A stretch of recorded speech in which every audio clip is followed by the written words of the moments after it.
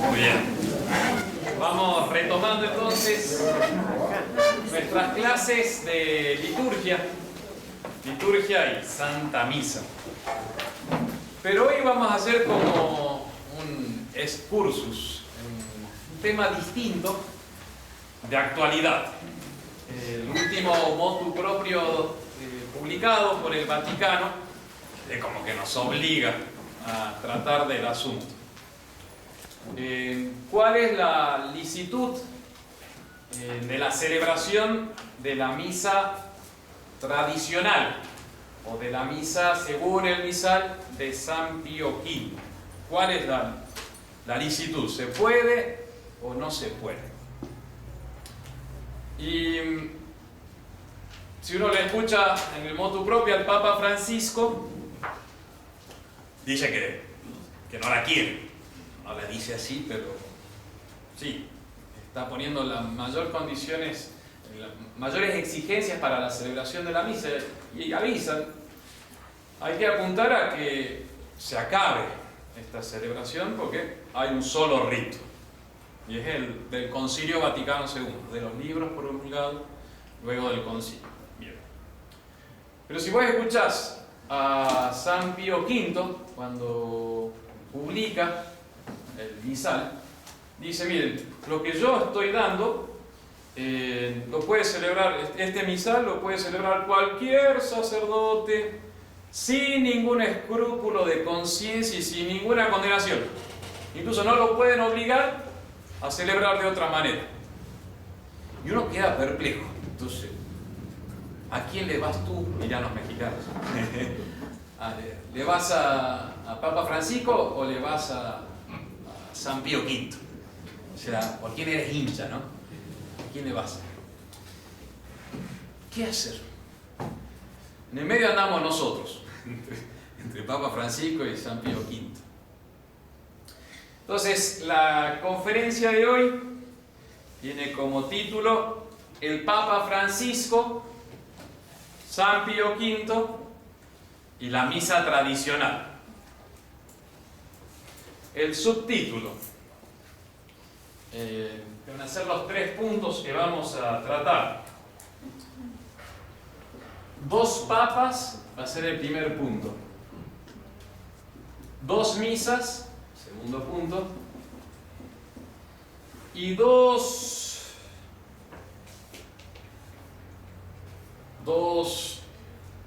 iglesias. Suena un poco fuerte, ¿no? Quizá lo mejor sería decir 2 eclesiologías.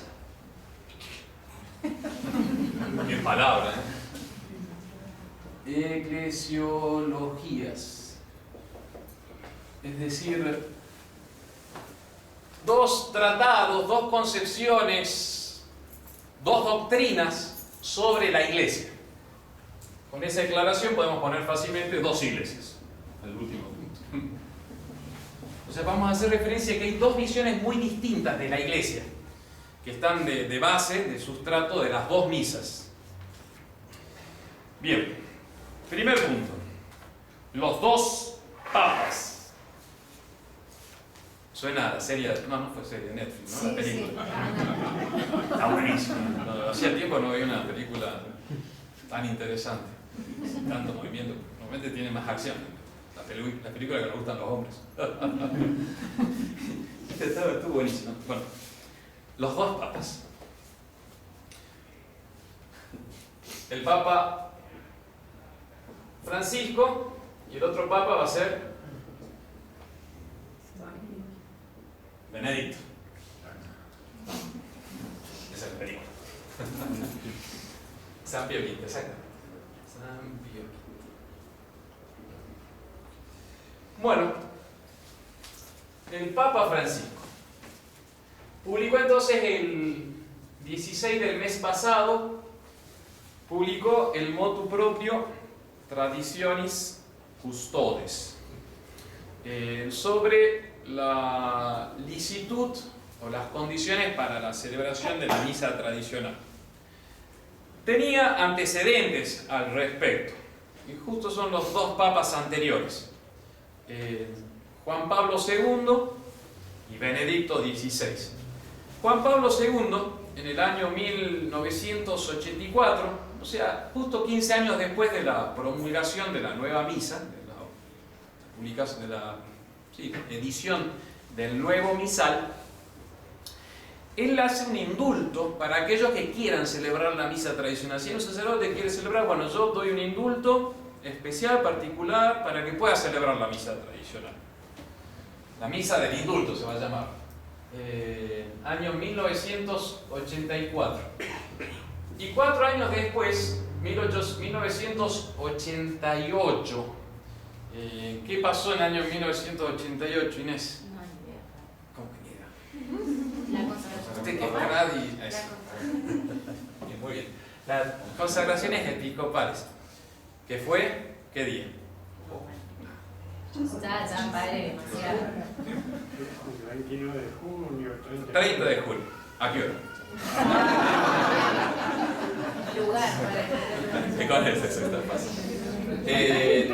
Cuando hace las consagraciones episcopales, nuestro querido venerado fundador, el Vaticano publica a los 2 días, el 2 de julio, el documento Ecclesia Dei Afflicta.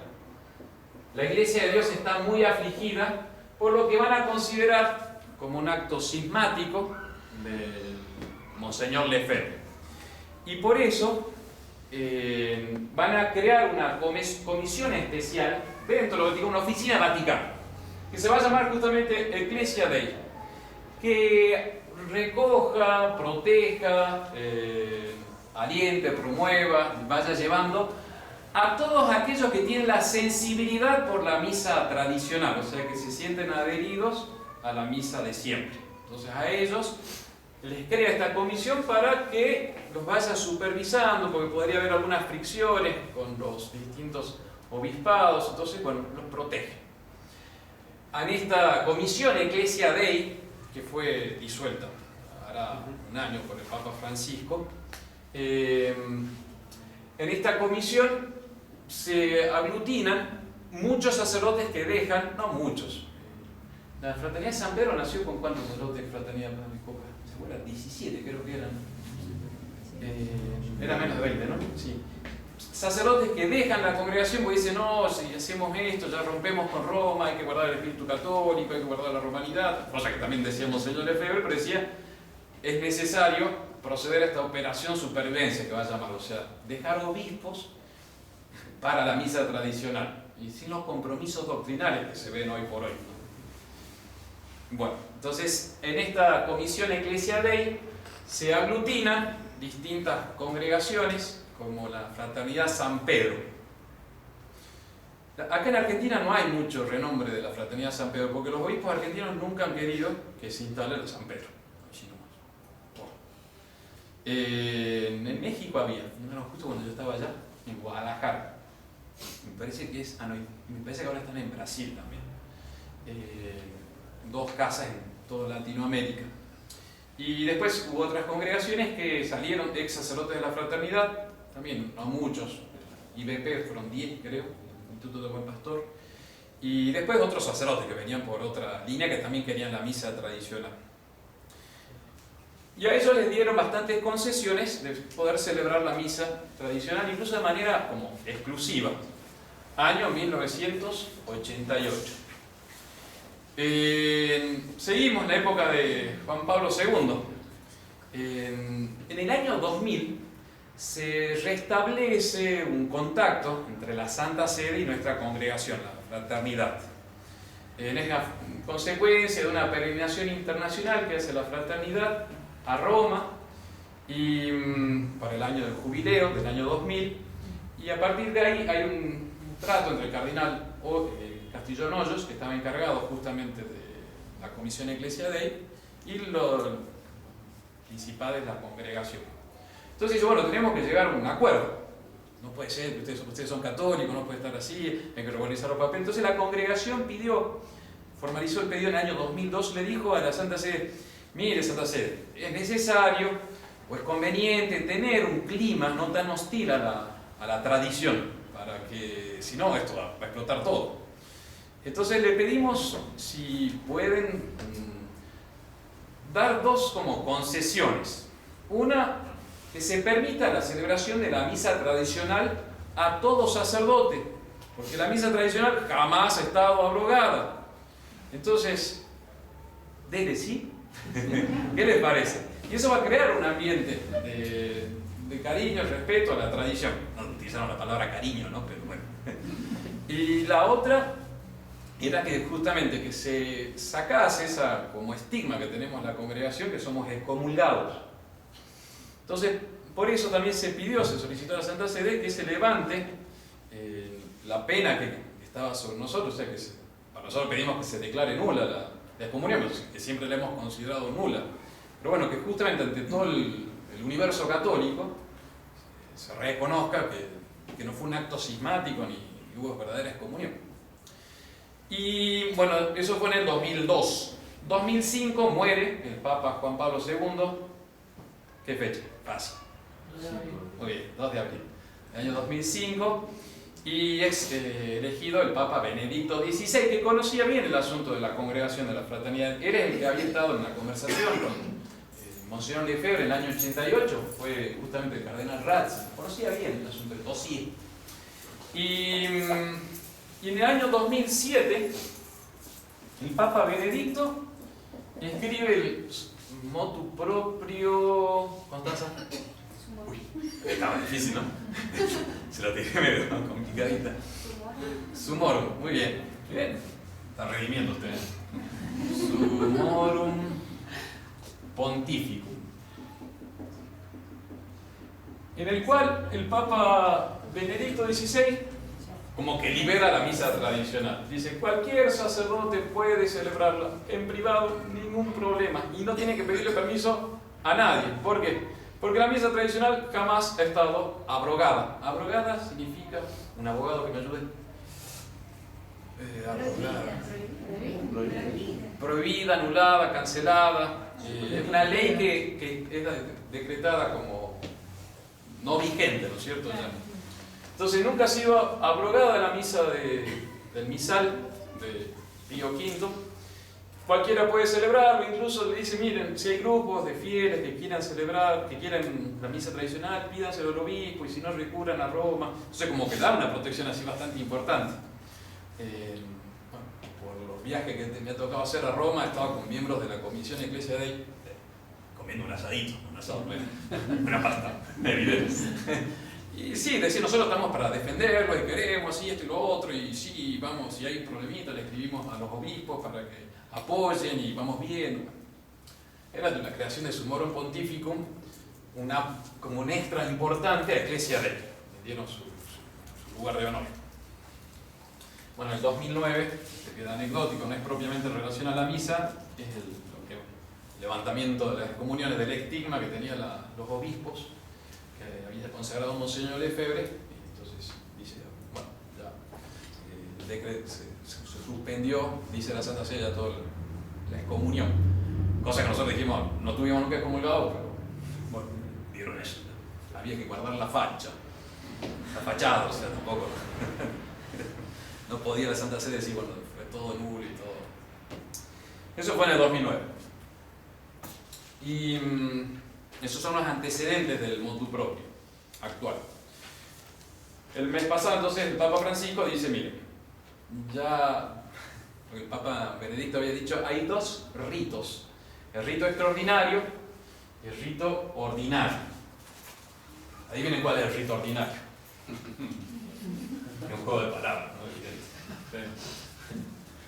Entonces el Papa Benedicto dice, miren, las dos misas está bien que se celebren con los dos ritos, que va a decir el rito extraordinario, que sería la misa tradicional, o sea, siguiendo, ordinario sería el de San Pío V, misal de San Pío V, que fue bueno, ratificado y vuelto a promulgar y editar por distintos papas hasta que llegaban a Juan XXIII,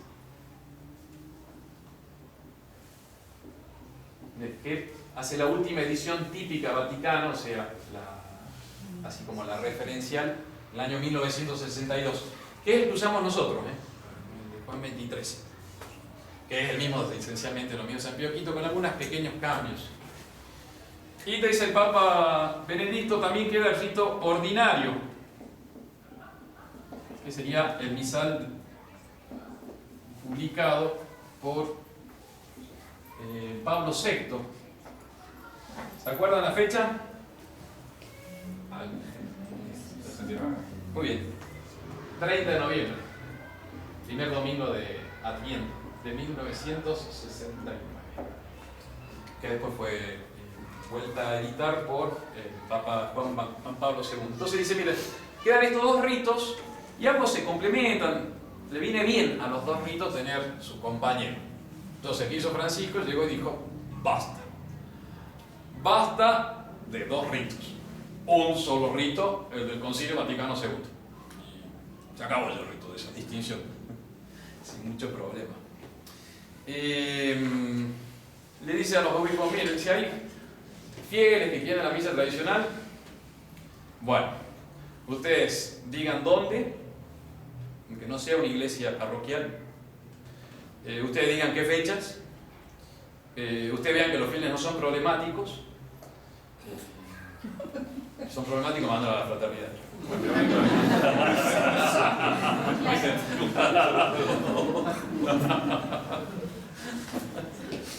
No, bueno, dice nada, problemática, dice que tienen que ser fieles, que tengan buen espíritu, el espíritu de la iglesia y que acepten todo el Concilio Vaticano II. Y que el sacerdote también tenga buen espíritu, cancelo pastoral y que sepa latín y sea competente en latín. ¿Quieren tomar el examen? No sé. Yo no sé si pasaríamos nosotros también. Y después le dice, si hay algún sacerdote que estaba diciendo la misa tradicional, tiene que volver a pedir permiso. Vamos a ver si se lo damos. Y hay un elemento bien complicadito. Porque dice, y si hay algún seminarista que se está formando para decir la misa tradicional, tiene que pedirle permiso al obispo antes de la ordenación. Y el obispo tiene que avisar a la Santa Sede. Eso es como autodelatarse. Porque hay muchos obispos que han permitido la misa tradicional. Conocemos muchos, varios. Acá seguramente vamos a sacar varios nombres. Pero ¿qué le están diciendo? Bueno, si vos vas a ordenar un sacerdote para la misa tradicional, avísame. Ya veremos qué hacemos con vos. Es complicadito. Y termina diciendo el Papa, los grupos de iglesia de ahí, realmente eso, todo esto que son San Pedro, Buen Pastor, Cristo Rey. Cristo Rey, hay sacerdotes argentinos que están en esta congregación de Cristo Rey de San Juan, justamente.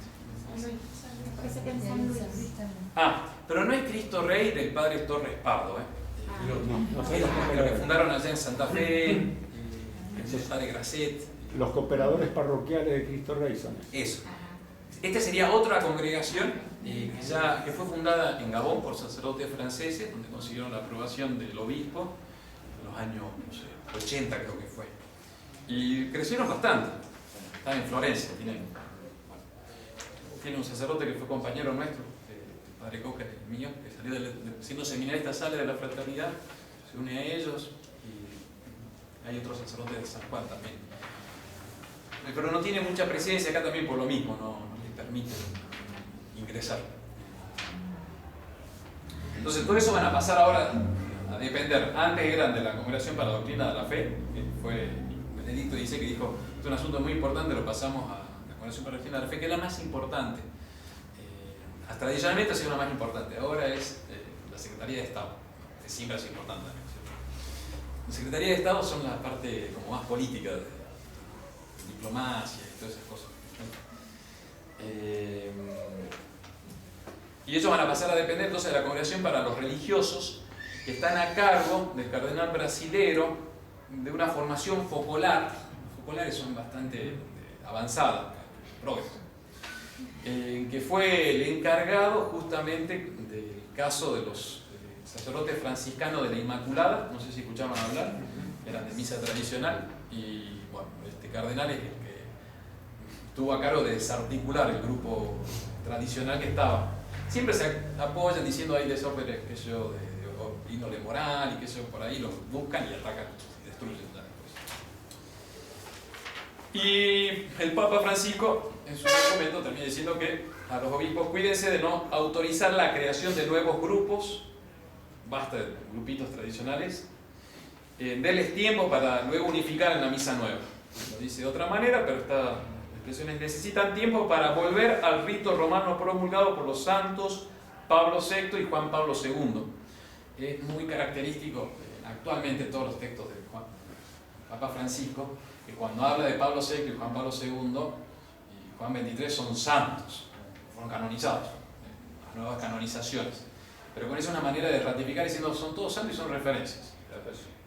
Creo que, ahora me acuerdo, si cuando los sacerdotes de San Rafael pidieron no dar la comunión en la mano, estamos hablando del año pasado, durante la pandemia, el obispo Tausi les respondió diciendo que ustedes se creen más que los santos, Juan Pablo II, que lo permitió, entonces como diciendo son santos, ¿qué van a ustedes son más que los santos?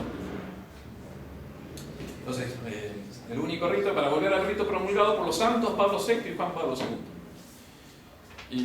Y dice, esto entra en vigor ya. Y así fue, entra en vigor ya. Y abrogó todo lo anterior.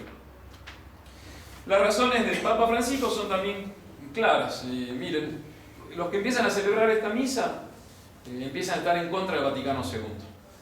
Es utilizado como instrumentalizado.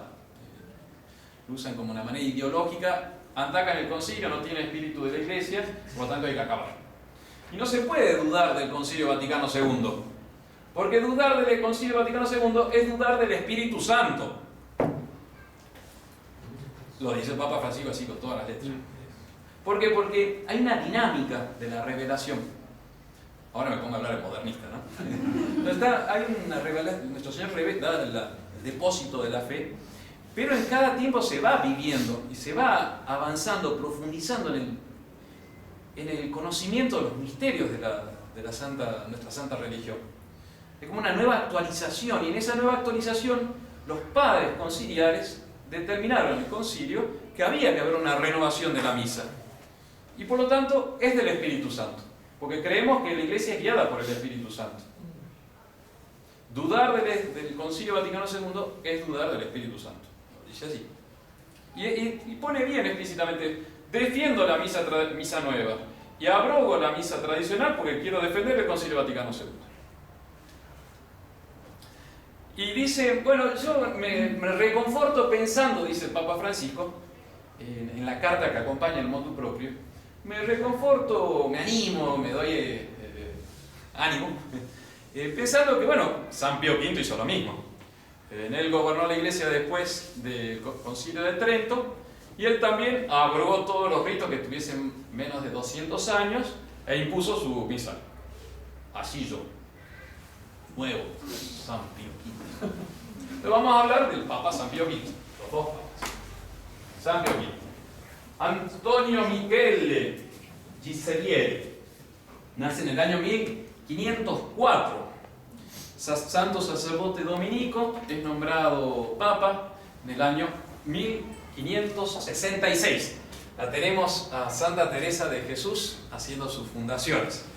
La primera fundación de Santa Teresa de Jesús es del año 1562, el convento de San José en Ávila. ¿Y por qué tiene que ver esto, padre? Es que la Iglesia tiene santos, gracias a Dios. Hay almas muy santas que ayudan muchísimo a los que gobiernan la Iglesia. Quizás un San Pío V fue suscitado, tuvo el apoyo de una Santa Teresa de Jesús, San Francisco de Alcántara, que estaba lleno de santos en aquello, San Ignacio de Loyola y varios más que había en ese época. Y ahora tenemos al Papa Francisco porque quizá está faltando todos esos grandes santos, ¿no? Año 1566 empieza a gobernar, asume el sumo pontificado el Papa San Pío V.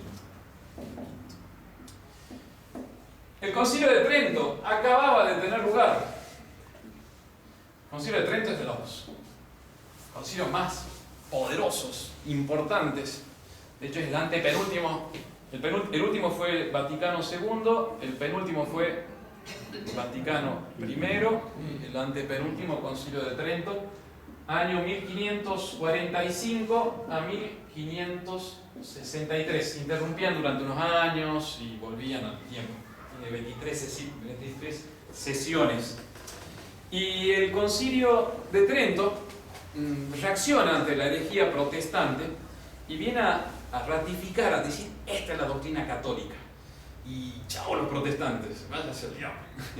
Y hay que creer esto, y lo vamos a asegurar. Y es un concilio dogmático, o sea, todo lo que se dice está inspirado por el Espíritu Santo. El Concilio Vaticano II no quiso ser dogmático, se recordarán los mismos, los papas, Juan XXIII, Pablo VI, y después los mismos padres conciliares, claro, no es un concilio dogmático, fue muy claro. Dogmático significa que tiene toda la fuerza de la revelación, que están desarrollando algo que está en el depósito de la fe. Entonces, en el Concilio de Trento se solidifica, se consolida la posición católica contra los protestantes y pide reformas concretas el concilio. Dice, bueno, hay que revisar los santos libros, es decir, la Biblia. Porque, claro, los protestantes iban cortando, añadiendo pasajes. Entonces, ante eso nosotros vamos a fijar la Biblia católica. Porque si no, nos van a cambiar todo. La Vulgata, por ejemplo, queda ahí como la Biblia tomada por el concilio. Hay que definir claramente la doctrina del catecismo. El catecismo del Concilio de Trento, catecismo romano. Nuevo catecismo, ¿saben cómo se llama? El nuevo catecismo. No sé. Del pueblo. No, el catecismo de la Iglesia Católica. Para diferenciar, son medio atorlantes, porque dicen, bueno, el catecismo de San Pío V, o el catecismo del Concilio de Trento, se llamó catecismo romano. Y el catecismo nuevo es de la Iglesia Católica. Así se diferencia. Entonces, cuando uno en un libro de teología lee Catecismo Romano, es Trento. Y si lee Catecismo de la Iglesia Católica, es Vaticano II. Y lo hicieron para decir, miren, nosotros fue romano, nosotros tenemos un poco más de amplitud. O sea, católico significa general, ¿no es cierto? Universal. Bueno, San Pío V edita el nuevo catecismo de Trento, romano, hace la reforma del breviario, las oraciones que rezan los sacerdotes, la salmodía, y dice, bueno, y ahora procedemos a hacer la edición del nuevo misal. Lo va a publicar el 14 de julio del año 1570. Con la bula Quo Primum Tempore. Muy bien.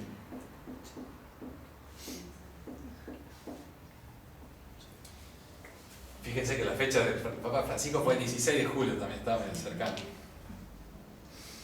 Y San Pío V dice, desde mi primer momento, Quo Primum Tempore, desde que asumí el sumo pontificado, la preocupación principal ha sido, y mis esfuerzos se han dirigido, en conservar la pureza del culto. Está buenísimo. Así comienza la bula. Son 2 páginas muy sencillas, está en nuestro sitio de internet. En conservar la pureza del culto. Y yo he recibido del Concilio de Trento, de los padres conciliares, las indicaciones de hacer una edición fija del catecismo, de los santos libros, la Biblia, de breviario. Ahora me toca hacerlo de la misa. Y para esto he nombrado a algunos teólogos que definiesen bien claramente cuáles son las tradiciones que hemos recibido. ¿Cuál fue la precaución que tomó la Iglesia Católica en Trento? Se dieron cuenta que se iban introduciendo nuevas prácticas en la celebración de la Santa Misa. No sé, a un curita era devoto de San José y metía a San José, la oración imperada de San José. El otro no le gustaba mucho rezar, no sé, contra los perseguidores de la iglesia. Ya era ecuménico en aquellas épocas y lo sacaba. Y a veces entraban nuevas doctrinas, nuevas maneras de rezar, fruto de la influencia de la reforma protestante. Entonces, ¿qué hace? Dice, bueno, esto nosotros lo que hemos heredado. En estos últimos años, en estos últimos 200 años, se han ido incorporando tal y cual cosa. Entonces, esto es lo que hemos heredado, esto se ha añadido en los últimos tiempos, vamos a lo esencial, esta es la manera de celebrar que hemos recibido, y todas las otras maneras de celebrar, oraciones, ceremonias, quedan abrogadas y basta. Y el único misal que se va a usar es el que yo publico, porque es el que hemos recibido. Por eso la misa de San Pío V se dice misa tradicional, porque hereda toda la tradición de la iglesia. Lo que hace es purificar de las añadiduras, de las novedades. Y dice San Pío V, bueno, yo mando a editar este misal acá en Roma.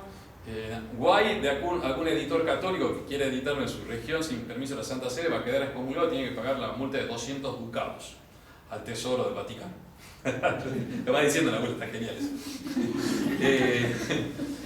Y sepa, bueno, esto entonces se debe utilizar en todas partes del rito romano, del rito latino, pero se respetan las tradiciones mayores, los misales anteriores a los 200 años de la fecha. O sea, desde 1370 para abajo se puede guardar. Por eso los dominicos, por ejemplo, celebran, los dominicos tradicionales, celebran una misa que no es la misa de San Pío V, porque era un rito anterior, rito ambrosiano, y hay otro más en el rito latino.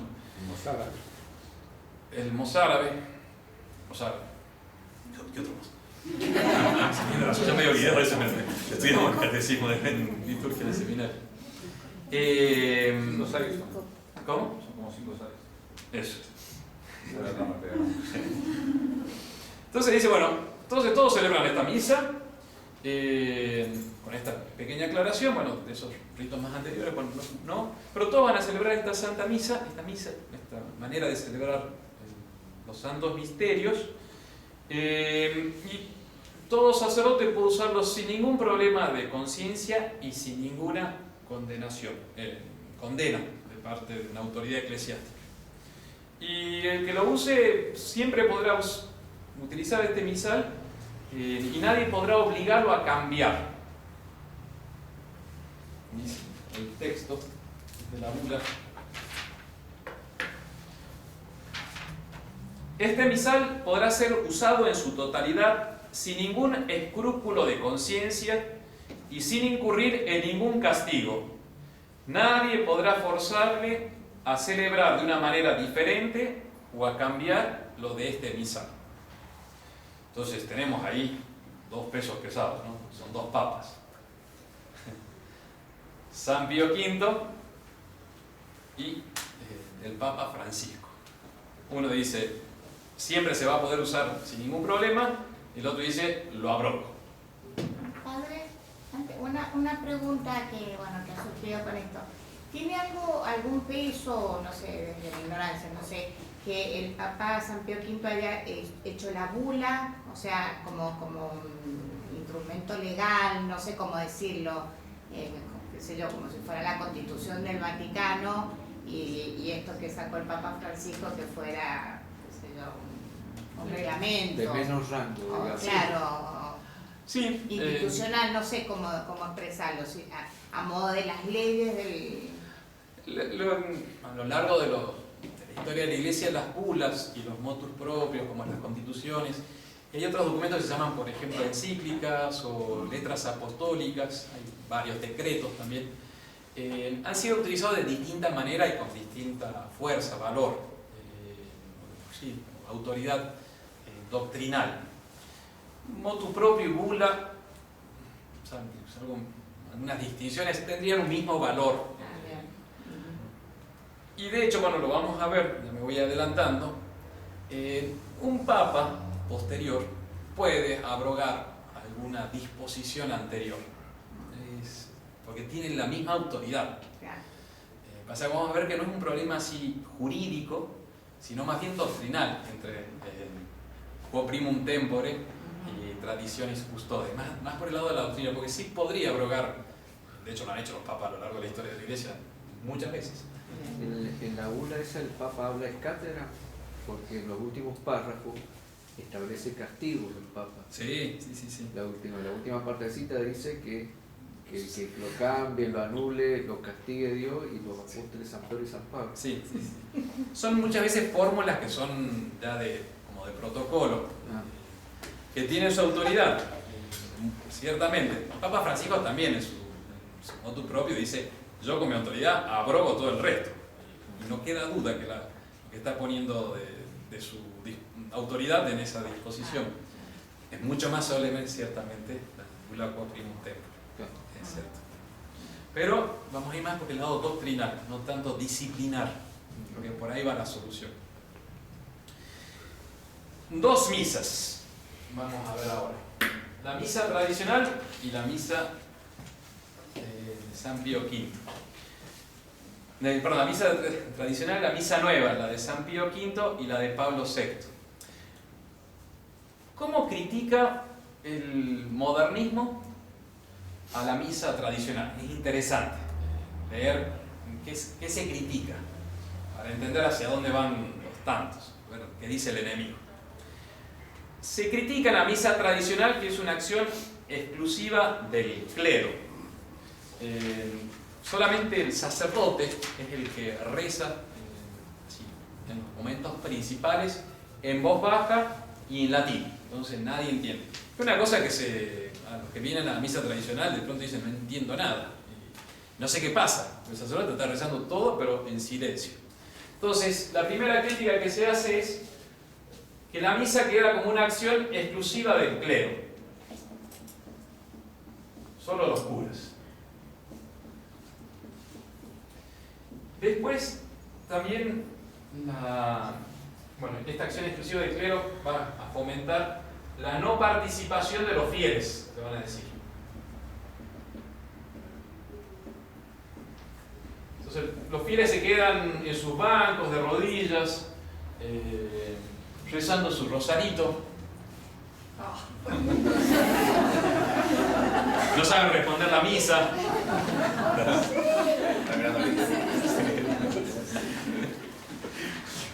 Usted levantó la mano solita. Ya sabía hacia dónde iba. Pero mira para acá, también dicen ellos, yo estoy citando ahora un libro del Opus Dei, publicado por la Universidad de Navarra, muy interesante, en el año 2015 creo que lo publicaron. Entonces va haciendo una descripción de cómo se veía la misa tradicional que buscaron los padres conciliares en Vaticano II de cambiar. Se desarrolla, dice, mucho en la Edad Media el dogma de la transubstanciación o presencia real de nuestro Señor. Lo cual va a derivar, es cierto, en un respeto incluso hasta la mínima partícula de la hostia consagrada. Porque el dogma dice que detrás de los accidentes del pan está todo Cristo. Bueno, ahí está el himno de Santo Tomás de Aquino, del Corpus Christi, diciendo que está todo Cristo ahí. Por eso el respeto grandísimo de toda la tradición de la Iglesia a la hostia, a la presencia real de nuestro Señor. Los cálices tienen que ser consagrados, las manos del sacerdote también son consagradas para tocar, manipular los accidentes de la hostia consagrada. Y eso va a desarrollar también toda una espiritualidad en torno a Jesús, en su presencia real. Veo que está pasando ahora, está nuestro Señor fuera de la misa y se está adorando. Y uno dice, ahí está nuestro Señor. Ellos van a hablar, como la descripción que hace el modernismo de la misa tradicional, una localización de nuestro Señor. O sea, está muy localizado, está muy ahí. Y sí, está muy ahí, donde están los accidentes del pan. Ahí está nuestro Señor. Va a derivar en toda una adoración eucarística exclusiva, sí, a nuestro Señor fuera de la misa. Y en el último punto que critica que se desarrolló mucho el concepto de sacrificio expiatorio. Bueno, eso nos viene porque es nuestra misa, ¿eh? Bueno, no participación de los fieles, salvo algunos casos nomás. Pero participan muchas mujeres ustedes en la misa nueva, cuando uno asiste a la misa nueva. Son pocos los que responden. No sé si se han dado cuenta. Yo les conté que como cuando voy a Salta, voy a rezar a mis patronos de la ciudad, Señor, la Virgen de Milán, entonces estoy al lado de la celebración de la misa en la catedral. Entonces, ¿no? Yo estoy rezando al costado. Y vos te das cuenta que la gente no sabe responder la misa. Son unas 2, 3... sí, viejitas piadosas, alguna monjita y ya, nadie más responde. Siempre hay nuevos cantos también, entonces nadie sabe cantar. Ese pescador de hombres, me has mirado a los ojos, ese queda como canto lefebrista, hiper conservador, porque hay cada vez nuevo. Bueno, esto digamos que no es nuestra misa. Bueno, ustedes participan en la misa de la 10 de la mañana. Domingo es brutal, es una cosa. Los chicos, de hecho, conmueven mucho ver los niños acolitando. Participar mucho. Ustedes tenemos que hablar después, ¿eh? Bueno. ¿Y eso sabe de dónde nos viene? Nos viene de Trento. Gracias a Dios. Trento. Perdón, bueno. Nos viene de Trento, es una bendición. Y Trento fue dogmático, y Trento fue la consolidación de la doctrina católica, la posición antiprotestante. Es magnífico. Este libro, vale oro, el Magisterio de la Iglesia, es recopilado por Enrique Denzinger. Es un clásico. Bueno, voy a citarlo a él, que trae el resumen de las disposiciones principales de Trento, de todo el magisterio, desde San Pedro, casi el símbolo de los apóstoles, hasta los últimos papas. Al final de la sesión 22, que fue el 17 de septiembre del año 1962, acaba de fundar Santa Teresa su nuevo convento. Ahí vamos a descubrir las relaciones el día de mañana, de cómo Dios suscitó un concilio tan fuerte y tan referente para nosotros gracias a los santos, a Santa Teresa, a la monjita que estaba rezando, nada más. Ojalá así fuesen las nuestras. Seríamos otros nosotros. Está espectacular Trento. Porque, miren, al final, dice, estos son los cánones en donde se define toda la doctrina, porque hace un pequeño relato de lo que es la doctrina católica y después lo resume diciendo: si alguno no afirma esto, sea anatema. No sé si han visto eso, lo han leído, es una expresión típica del magisterio reconciliar. Sea anatema significa sea separado, sea destruido. Sea separado sería el origen. O sea, no forma parte de la Iglesia Católica. Si alguien niega algo de esto y están resumiditos así como diciendo, esta doctrina es clarísima. El Concilio Vaticano II es charlado. Las encíclicas de los papas son charladas, las actuales, ¿no? Charlan. Estos son muy resumidos y muy sustanciosos. Canon 1 de la sesión 22. La misa es un verdadero sacrificio, verdadero y propio sacrificio. La Santa Misa no es una reunión de cristianos, una cenita y todas esas cosas. En primer lugar es un sacrificio, estamos ofreciendo el cuerpo de nuestro Señor Jesucristo. Uno puede vivir de esto. Mañana van a hacer el ejercicio de meditar el Concilio de Trento. Pero te estás adhiriendo así a la tradición de la Iglesia. Está espectacular. No se dan cuenta. Perdón, es para meter un poco de onda, ¿no? Y no solo es dar de comer a Cristo la misa, dice Canon 1. Eso está relacionado porque para los protestantes se justificaba la presencia real de nuestro Señor Jesucristo durante la misa, en la acción. Y fuera ya no, es pan. No solamente es en esa acción de dar de comer. Por eso en la misa nueva todo el mundo comulga, porque si no, no está haciéndose comunión. Vamos a ver esto. No solamente ahí, no solamente dar de comer a Cristo, es sacrificio. Canon 2.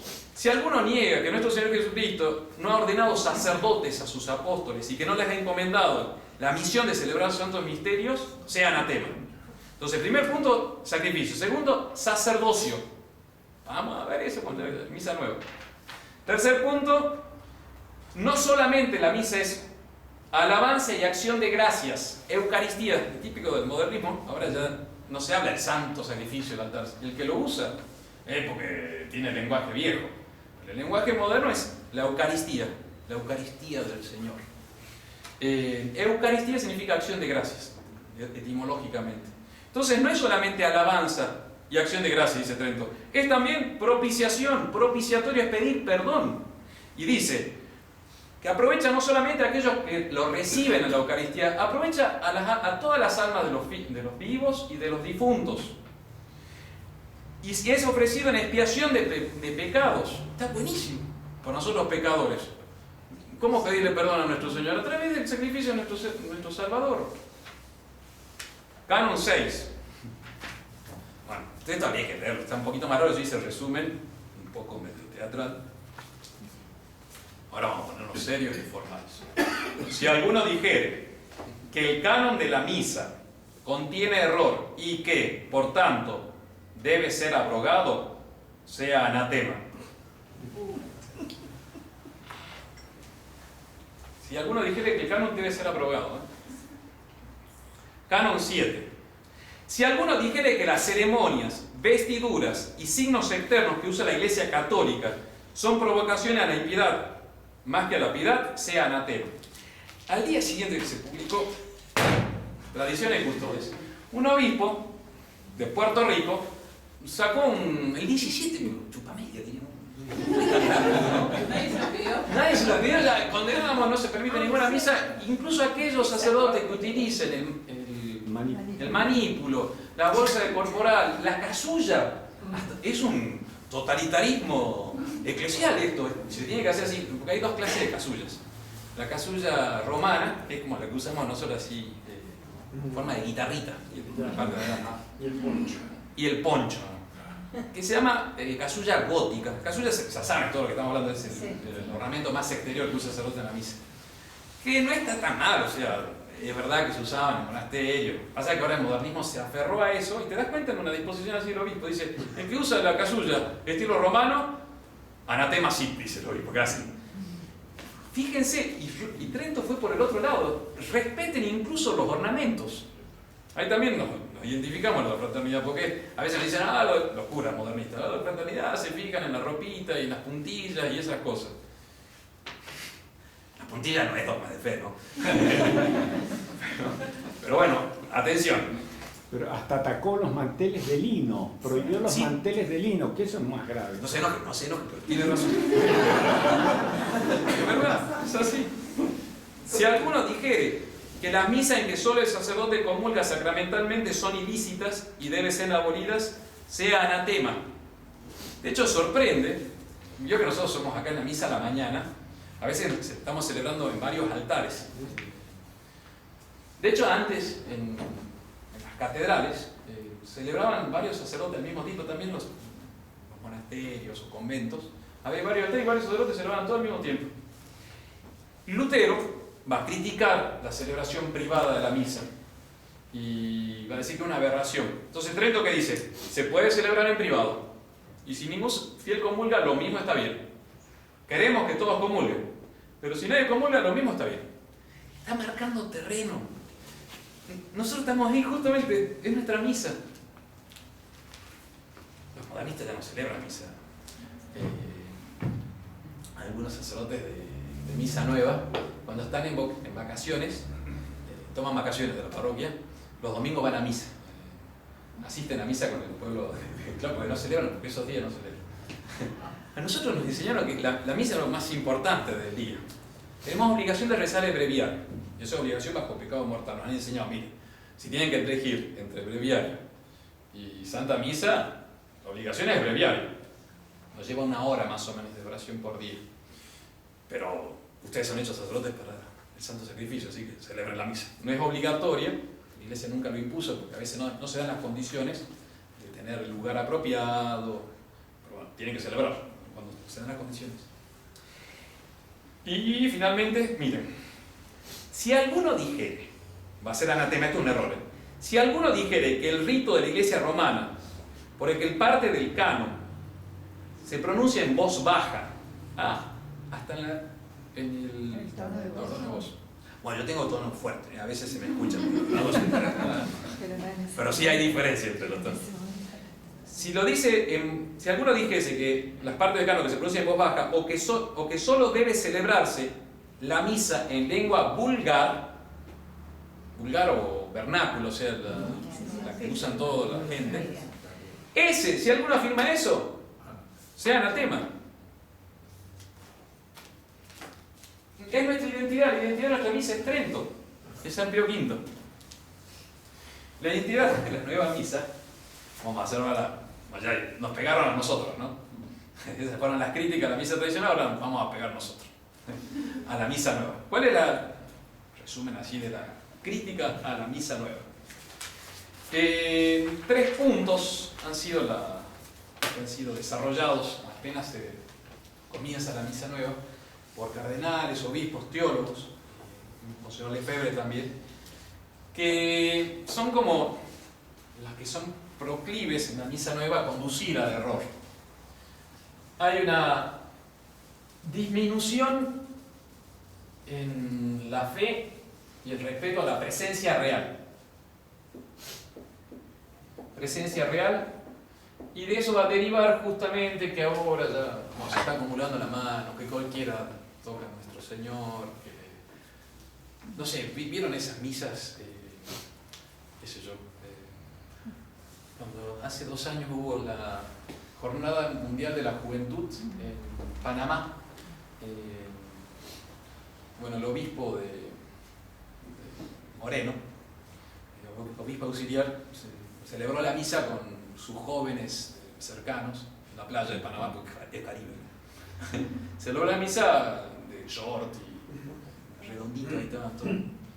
Celebró la Eucaristía. Presencia real, o sea. Y ahí te das cuenta de la diferencia entre la misa tradicional y la misa nueva. Presencia real, chao. Como que, bueno, no es chao, pero hay una disminución de la fe y el respeto a la presencia real. También una disminución del sacerdocio, del poder sacerdotal. Sí, del poder sacerdotal. El sacerdocio, ya es lo que decían que era la crítica de la acción exclusiva del clero, están justamente a hacer pasar a los fieles a que lean las lecturas, a que sí, no hay tiempo, pero la comunión. sí, eso, dan la comunión, pero muchísimas cosas más, predican, están metidos y están ahí cada vez más y más y más, y ahora mujeres y vamos, y es que, bueno, lo vamos a justificar. El Concilio Vaticano II inauguró la idea de la Iglesia Pueblo de Dios. Y esa Iglesia Pueblo de Dios, opuesta a la noción de sociedad, son todos problemas teológicos, doctrinales. Yo siempre lo estoy repitiendo. El problema de la misa tradicional es un combate doctrinal, de ideas. Y por eso los que luchan a nivel doctrinal son los que están más capacitados, más que litúrgicamente. La Iglesia Pueblo de Dios es una iglesia que es medio comunión en la Santa Misa, en la misa, dice el modernista. No estoy citando, voy a pasar un poco más rápido ya. Este libro también lo compré antes de venirme a Mendoza. La Eclesiología del Concilio Vaticano II, publicado en 2015, Ágape, Argentina. Está buenísimo. Otro día estaba tarde y no me podía dormir, estaba preparando la charla y decía, qué espectacular. Porque empezás a entender, o sea, hay lógica, no es que es lógico lo que está pasando. Y él que dice, es un sacerdote joven, 60 años, no estoy llegando a los 50, ¿no? Vive, ¿no? Jesuita, José María Cantó. Se llama La Eucaristía Centro y Cumen de la Vida de la Iglesia. Y comienza diciendo, después del concilio ya no podemos considerar ni a la iglesia ni a la Eucaristía como aisladas. Hay todo un trasfondo teológico de por medio. Las dos iglesias. Hay dos eclesiologías que están enfrentadas en las dos misas. Entonces, en la iglesia nueva, al hablar de pueblo de Dios, en la acción sagrada es cuando todos nos incorporamos al misterio de la comunión. Y es por eso que es lógico que haya la participación activa de los fieles. Y eso va a derivar en la traducción de toda la lengua vernácula, que se incorporen a la celebración. Es lógico. No es que es un exceso de algunos modernistas. No. De hecho, el Papa Francisco es más lógico, podríamos decir, que el Papa Benedicto XVI. Es más lógico, sigue más coherentemente los principios del concilio. Y si del concilio no se puede dudar, y sí hay que seguir en esto, viejo. En el sacerdocio también hay un problema. El sacerdocio como pueblo de Dios. Que lo dice también interesantísimo el autor el cura jesuita argentino. Que los laicos son incorporados en el sacerdocio de Cristo, van a llamar el sacerdocio común. Los sacerdotes vamos a hacer solamente sacerdocio ministerial. El sacerdote empieza a compartir con los fieles el sacerdocio, y el sacerdocio es ampliado en su perspectiva y no solamente queda reducida al sacrificio, al culto. Se va a insistir en el Concilio Vaticano II, dice, en el sacerdote como pastor y como predicador. Entonces dice, no queda limitada la misión a ser sacrificador. A nosotros nos formaron así en Museo de Fe, gracias a Dios. No siguió el Concilio Vaticano II, vamos. Él nos dijo, no, yo nos ordeno sacerdotes para que ustedes celebren el santo sacrificio del altar. El sacerdote, y lo de IVA, está todo eso en el Concilio de Trento, está claramente, el sacerdocio es para la misa.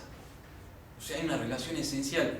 Y él acepta, el autor, que una vez que disminuyen esa fortaleza de sacerdote y misa y sacrificio, hay un riesgo de que se desperdigue. Y es lo que se ve ahora. Los sacerdotes ya no están celebrando, no están confesando, que es lo único que podemos hacer nosotros. O sea, que si nos tienen que pedir algo, que celebramos la misa, le demos el santo sacrificio y la comunión, y le demos la absolución de los pecados. Y se están dedicando, no sé, a Cáritas. ¿Vieron la noticia el otro día de Cáritas en Nazi Prensa? Hace 2 días sacó que la diócesis de Venado Tuerto, Cáritas, publicó una oración a la Pachamama. A la Pachamama, viejo. Y dice, y nosotros siguiendo las discusiones del Papa Francisco en la carta Querida Amazonia, número 8 y 9, creo que le decían eso. O sea, después se retractaron, ¿no? O sea, hubo quejas. Sí, más o menos, exactamente. Más o menos. Brava la señora, ¿eh? Más o menos, ¿eh? Más o menos. Bueno, y sacerdocio, entonces, los fieles son incorporados. Hay una lógica. Y finalmente, el sacrificio. Sacrificio expiatorio. Esto va a ser también expiatorio. También como disminuido por la función de la cena de acción de gracias. La misa actualmente es cena de acción de gracias. Salvo tal o cual curita que guarda toda la doctrina tradicional y celebra la misa nueva, la celebra sabiendo, consciente que está haciendo, que quiere pedir perdón a Dios por los pecados. Todo el resto que viene formateado por esta nueva... El Papa Francisco lo dice en la carta que acompaña el Motu Proprio. Formen a sus seminaristas en la liturgia y en la eclesiología del Concilio Vaticano II. O sea, quedan algunos ahora. No quiero ponerme apocalíptico, ¿no? Pero esto va en extensión, o sea, ese concepto de la misa como sacrificio, si se forma uno por esto, que son los libros que publican y que se estudian, van a terminar desvinculados de ese sacrificio expiatorio, porque el mundo ya no tiene que pedir perdón de qué. Si se le está dando la comunión a los divorciados vuelto a casar, si se permite, favorece o no se dice nada de los maricas, perdón. Entonces, si están incorporando a todo el mundo no tiene pecado. Y lo importante, yo estoy resumiendo rápido esto, lo importante es que la iglesia sea iglesia comunión, iglesia sacramento. Entonces la iglesia tiene que ser el vínculo, es el instrumento y signo de que crea la unión de los hombres con Dios y de los hombres entre sí. Y por eso la iglesia, celebrando la Eucaristía, produce esa comunión. Santifica el mundo, quedándose el mundo en lo que está. o sea, sin condenarlo del mundo, lo santifica por la celebración de la misa nueva, con un nuevo concepto de iglesia. Termino, porque si no me voy a lograr. Este lo reconocía. Desde el concilio hay unión íntima, también era antes, ¿no? Pero entre el concepto de iglesia y el concepto y la misa. Son dos iglesias, dos eclesiologías que están muy distintas. La eclesiología tradicional, concepto de la iglesia. Que la iglesia es Cristo mismo y por lo tanto la iglesia está llamada a conquistar el mundo y sabe que lo va a conquistar por nuestro Señor Jesucristo.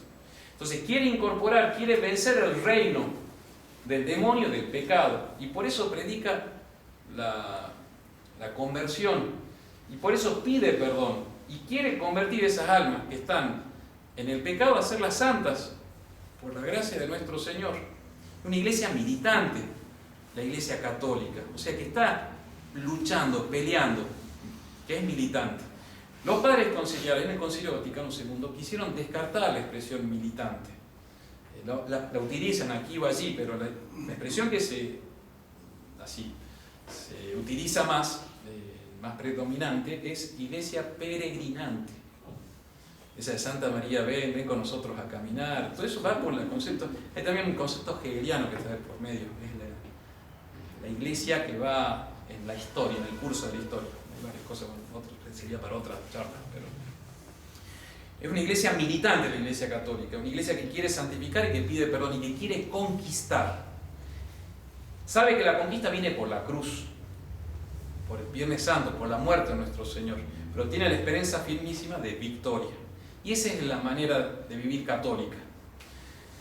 La iglesia nueva, la eclesiología nueva, es una iglesia que, les cito esta carta del padre Paglarani, el otro día distribuimos de manera así masiva, porque queríamos que lo lean todos, está buenísimo.